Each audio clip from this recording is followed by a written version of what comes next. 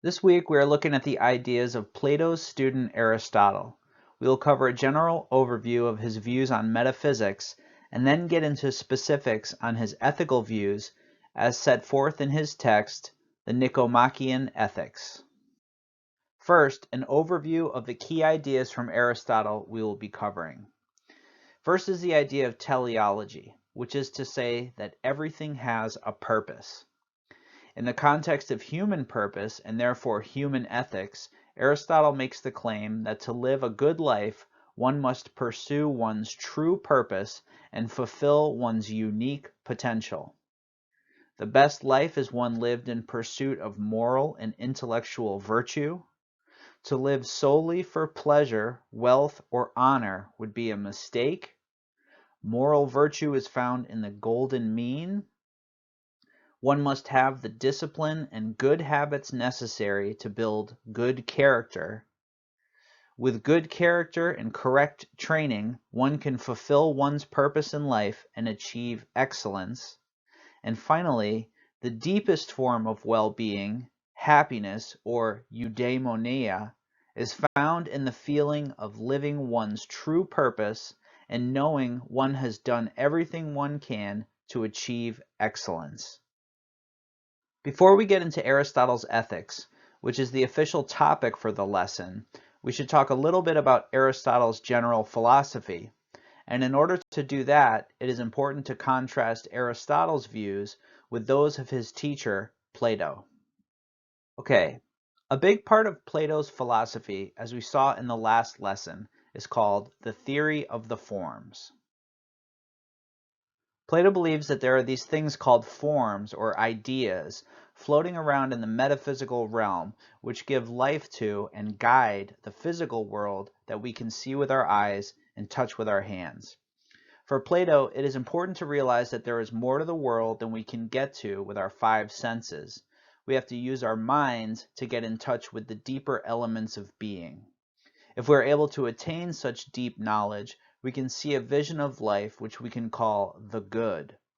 Plato believes that there is such a thing as the ideal society or the ideal form of justice, and if we are to be good people and good citizens, we have to think in terms of the way things ought to be, not just the way things are. In this painting, a section of the School of Athens by Raphael, we can see Plato pointing towards the heavens, asking his student Aristotle to achieve the ideals that can be realized through pure thought alone.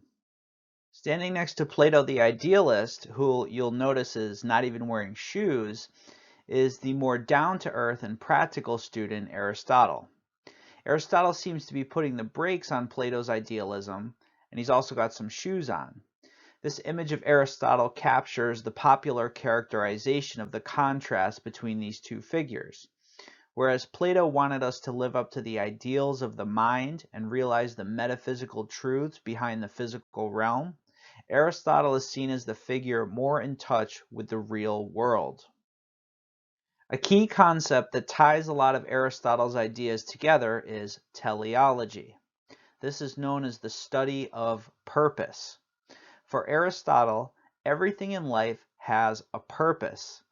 Here's how he characterizes this philosophy in the opening sentence of the Nicomachean Ethics. Every action aims at some good, and for this reason the good has rightly been declared to be that at which all things aim. What Aristotle is getting at is that if you look around the natural world, you begin to realize that everything serves a proper function. The sight is there to give light to the world and help the plants grow. The plants are there so the animals have something to eat. The water is there so the fish can swim. The bugs are there so the frogs can eat, and so on. Now, for Aristotle, this idea that everything has a purpose was inspired by Plato's philosophy. But the difference was that while Plato believed that there was some metaphysical ideal behind everything in the physical realm, Aristotle was not as convinced. Aristotle believed that you could understand the way the world works without resorting to metaphysics. But even so, there were certain oddities about figuring this out. At one point in his lectures on metaphysics, Aristotle talks about building a house. He says that at a certain point, as you stack the bricks up, you go from a pile of bricks to a this sort of thing here. Once something has become a this sort of thing here, it has entered the realm of being in a particular category with a particular purpose. Even without resorting to Platonic metaphysics, this all gets a little weird. Like, the house is there for a purpose. You need somewhere to live. And how do we go from a pile of bricks to a structure with a purpose? What is the thing that drives existence to achieve such a purpose? This gets even weirder when we think about the universe itself and ask, why are we here? Why is any of this here? Is this all just random and meaningless?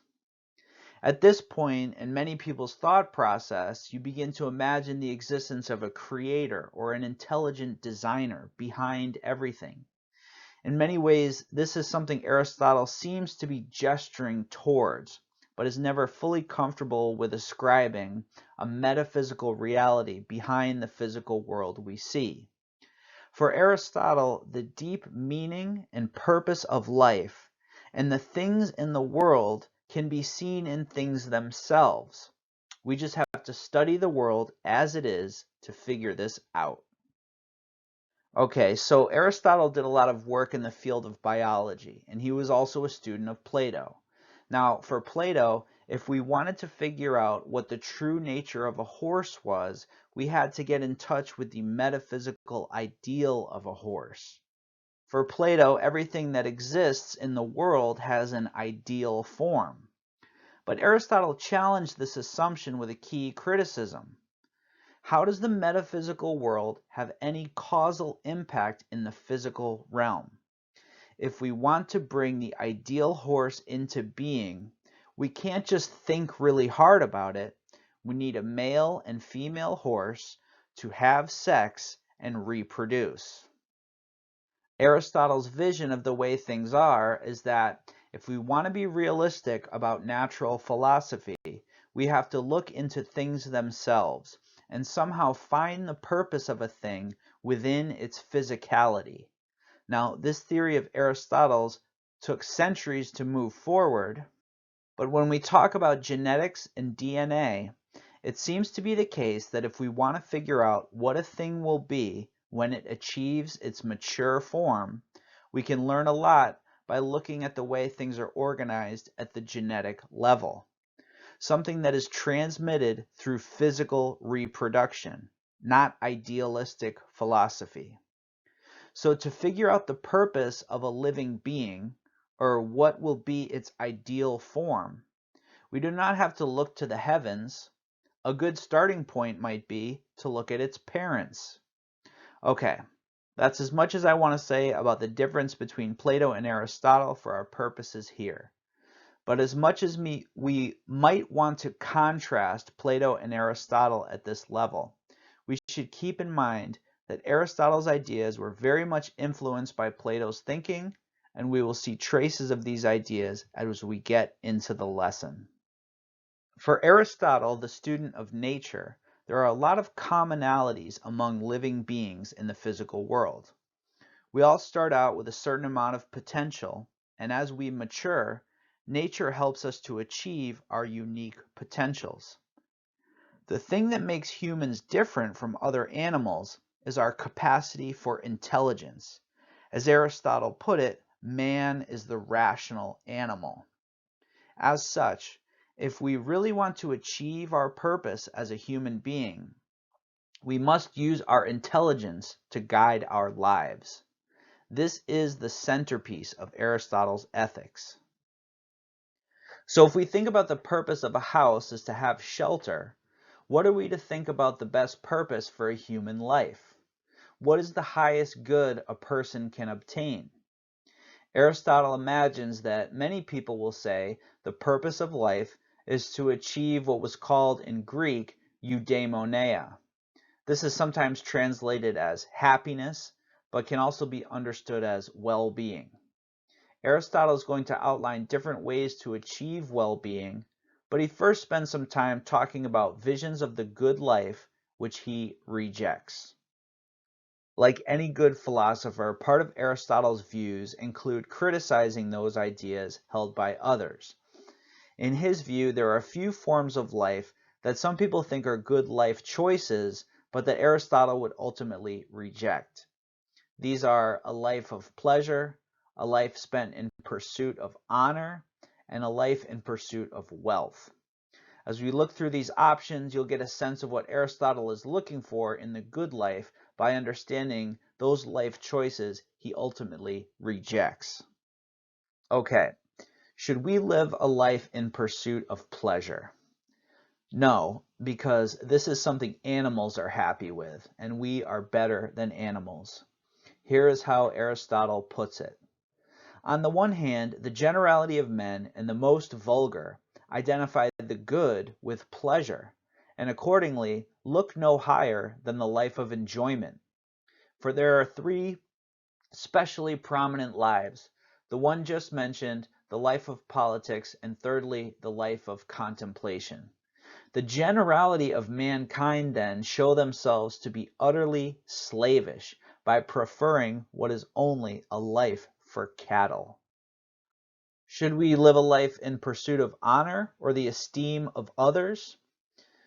But honor, after all, seems too superficial to be the good for which we are seeking, since it appears to depend on those who confer it more than on him upon whom it is conferred. Whereas we instinctively feel that the good must be something proper to its possessor and not easy to be taken away from him. Aristotle wants us to have a life goal that, once we achieve it, can never be taken away from us. The last option Aristotle rejects is the life spent in pursuit of wealth. The life of money making is a hard kind of life, and clearly wealth is not the good we are in search of, for it is only good as being useful as a means to something else. Again, we should be seeking something which cannot be taken away from us. Further, the things we are looking for should be ends in themselves, not means to an end. Money is a means to an end and not an end in itself. Here is how Aristotle puts his ideal view of the ethical life. The function of man is a certain form of life, in association with rational principle. The function of a good man is to perform these activities well and rightly in accordance with its own proper excellence. So, man is the rational animal. We have the ability to reason. We can decide what to do with our lives. In order to live a good life, we must use reason to determine our actions. Further, whatever we do in life, we must do it to the best of our ability. We must act in accord with its proper excellence.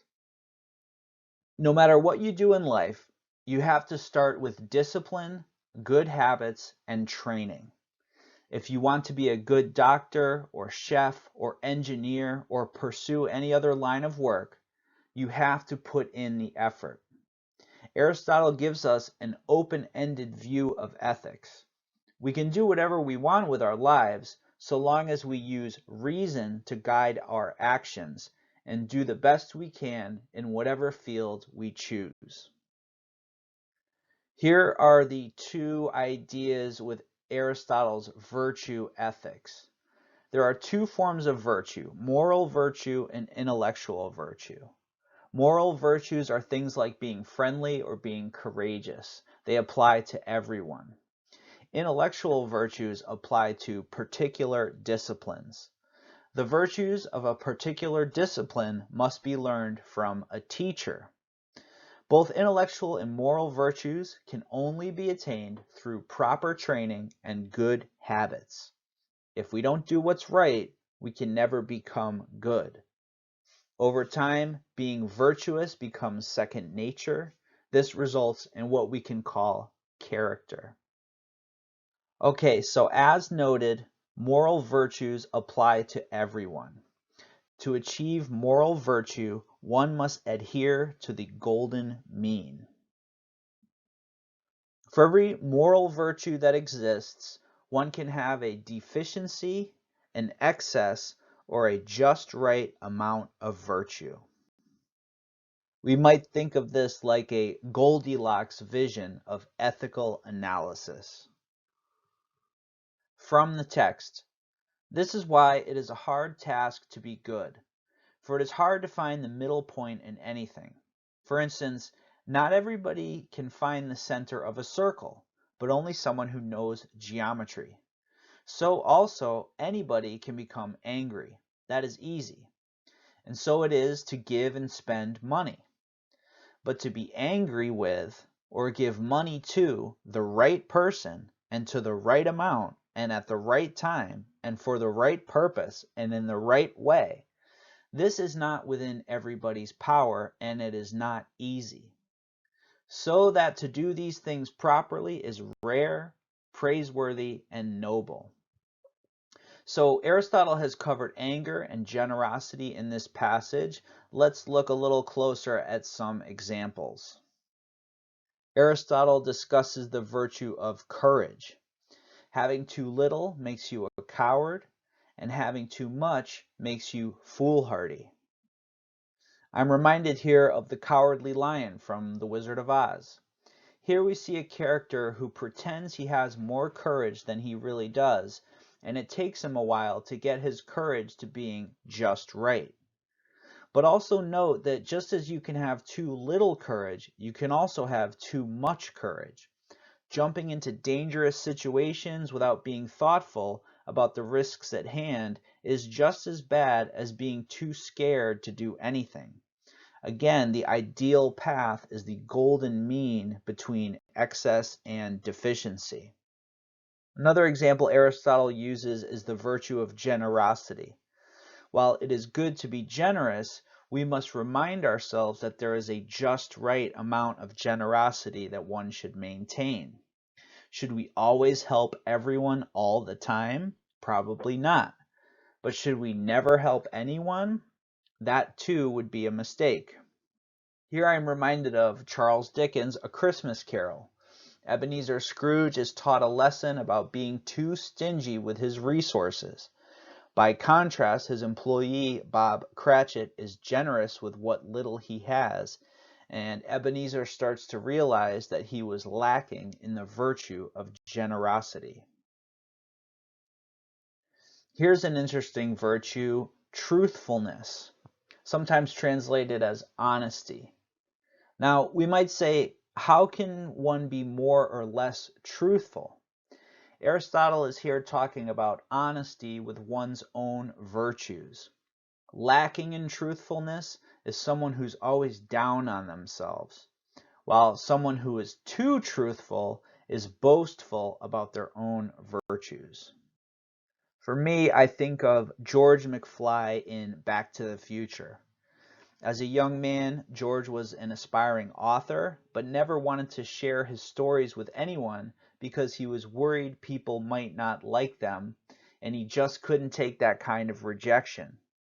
Over the course of the film, we see George gain some confidence, and then as an adult, we see he has become a successful writer. Rather than being full of self-doubt, as a grown man, he understands the value of his own talents and reminds his son that if he puts his mind to it, he can accomplish anything. Here we see how being too hard on yourself can be a problem, while being honest with yourself can lead to a greater sense of well-being and personal fulfillment. Okay, one more movie example, friendliness. Aristotle again points out that people can be too friendly and also they can be too quarrelsome or mean. I'm sure we can all think of people who we are either not friendly enough or oddly too friendly. But the example that demands our attention for a moment is Mean Girls. In its title alone, we see the presentation of a conflict wherein some people are just not friendly. In fact, they are downright mean. Over time, we see that being mean or lacking in the virtue of friendliness is not a good path, and it is better to have some level of friendliness towards others. So yes, these are some fun things to think through, and Aristotle wants us to understand that with all of these moral virtues, we should work to have a just right amount in our lives. Now, there is a line of criticism against Aristotle that imagines he is constructing a philosophy that would allow for some wiggle room in terms of personal ethics. Specifically, if we should follow the golden mean in terms of moral virtues, does that mean that there are some instances in which we can do things like lie, cheat, or steal? Which is to say, does every action allow for a mean? Aristotle's response: not every action or feeling, however, admits of the observance of a due mean. Indeed, the very names of some essentially denote evil, for instance, malice, shamelessness, envy, and of actions, adultery, theft, murder. All these and similar actions and feelings are blamed as being bad in themselves. It is not the excess or deficiency of them that we blame. It is impossible, therefore, ever to go right in regard to them. One must always be wrong. Nor does right or wrong in their case depend on the circumstances. For instance, whether one commits adultery with the right woman at the right time and in the right manner. The mere commission of any of them is wrong. So we can't use Aristotle's philosophy to justify heinous acts because we only do them in special cases or at certain times. As much as Aristotle has a fairly flexible view of the ethical life, there are certain things which are always wrong, so don't think you can get away with them by using the golden mean or Aristotle's general picture of virtue ethics as an excuse. Okay, so everything in life has a purpose. To live a good life, one must pursue one's true purpose and fulfill one's unique potential. The best life is one lived in pursuit of moral and intellectual virtue. To live solely for pleasure, wealth, or honor would be a mistake. Moral virtue is found in the golden mean. And our next thought is, one must have the discipline and good habits necessary to build a good character. Let's talk for a moment about the importance of parenting. For Aristotle, human beings are the rational animal, but we are also a product of our environment and upbringing. Just like a horse will run well if trained properly, so too must a human being be raised with structure and discipline to become a virtuous adult. Here is how Aristotle puts it. In a word, our moral dispositions are formed as a result of corresponding activities. Hence, it is incumbent on us to control the character of our activities. It is therefore not of small moment whether we are trained from childhood in one set of habits or another. On the contrary, it is of very great, or rather of supreme importance. In order to grow up to be a prudent, rational, and virtuous person, you need to start young. What grows wild needs to be checked or pruned, and that is, above all, appetite and a child. So if appetite and desire do not obey and do not subject themselves to the ruling element, they will go far astray. Think here of a growing tree. If it's growing crooked, you need to restrain it so that it grows straight. Similarly, if people develop bad habits from a young age, they need to be corrected early or they will develop into second nature. It is not enough to think about doing good, you have to actually act on it. As Aristotle says, our character is determined by our choosing good and evil, not by the opinions we hold. Further, it is up to us to be virtuous. It is nobody else's fault but our own if things don't turn out well. It depends on us whether we are decent or worthless individuals. How does one achieve virtue? First, he must act with knowledge. Secondly, he must deliberately choose the act and choose it for its own sake. And thirdly, the act must spring from a fixed and permanent disposition of character. To recap, how does one get a fixed and permanent disposition of character? One must have the proper amount of discipline from a young age. One must then develop good habits and have self-control. Over time, these good habits and self-control become second nature. At a certain point in one's development, doing the right thing no longer becomes a choice. One simply does the right thing because that's the nature of one's character. Note here that it takes time to become a good person through having discipline and good habits. By contrast, if one realizes that one has to make a change in life to become a better person, one must realize that nothing happens overnight.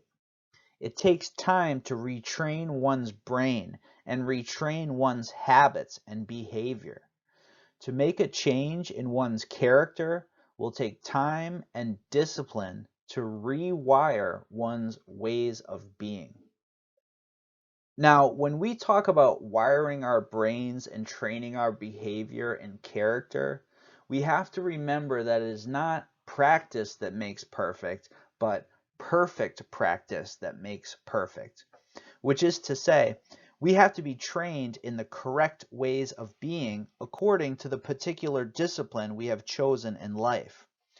Put another way, with good character and correct training, one can fulfill one's purpose in life and achieve excellence. Here is how he puts it in the text. If then the function of man is the active exercise of the soul's faculties in conformity with rational principle, and if we acknowledge the function of an individual and of a good individual of the same class, for instance, a harper and a good harper, to be generically the same, the qualification of the latter's superiority in excellence being added to the function in his case, I mean that if the function of a harper is to play the harp, that of a good harper is to play the harp well. If this is so, and we declare that the function of man is a certain form of life, and define that form of life as the exercise of the soul's faculties and activities in association with rational principle, and say that the function of a good man is to perform these activities well and rightly, and if a function is well performed when it is performed in accordance with its own proper excellence, if then all this be so, the good of man proves to be the active exercise of his soul's faculties in conformity with excellence or virtue. How does one become a good harpist? One has to learn the proper way to play the harp from those who know best. Only within this framework can one achieve excellence in one's chosen discipline. For Aristotle, anyone can achieve happiness or well-being because everyone has reason. Anyone can do whatever they want with their lives. It is up to them to make the effort. Happiness is one of the most divine things, even if it is not God-sent, but attained through virtue and some kind of learning or training. For the prize and end of excellence and virtue is the best thing of all, and it is something divine and blessed. If happiness depends on excellence, it will be shared by many people, for study and effort will make it accessible to anyone whose capacity for virtue is unimpaired. And if it is better that happiness is acquired in this way rather than by chance, it is reasonable to assume that this is the way in which it is acquired. Aristotle believes each of us has the opportunity to achieve excellence. We have to figure out our own unique potential, then have the discipline, training, and good habits necessary to become the best possible version of ourselves. The deepest form of well-being, happiness, or eudaimonia is found in the feeling of living one's true purpose and knowing one has done everything one can to achieve excellence. For Aristotle, eudaimonia, well-being, or happiness is not something that comes and goes. It is a deep sense of satisfaction that one has done the right things in life to fulfill one's unique potential. As he puts it, to be happy takes a complete lifetime. For one swallow does not make a summer, nor does one fine day. And similarly, one day or a brief period of happiness does not make a man supremely blessed and happy. And it seems likely that the man who pursues intellectual activity and who cherishes his intellect and keeps that in the best condition is also the man most beloved of the gods, and it will be reasonable to suppose that they take pleasure in that part of man which is best and most akin to themselves, namely the intellect. The wise man, therefore, is most beloved by the gods, and if so, he is naturally most happy. Here is another proof that the wise man is happiest. So, what is the picture of ethics that emerges here? Every human being has their own unique potential. It is essential that as a child they are shown the right amount of discipline so as to develop good habits and character. Everyone must follow the golden mean as it applies to moral virtues like courage, generosity, honesty, and truthfulness. But moral virtue is not enough to achieve happiness. One must also use one's intellect to guide the course of one's life. One must take up a discipline in life that will match their own unique potential. This can take many forms. Doctors, engineers, and musicians are just a few that come to mind.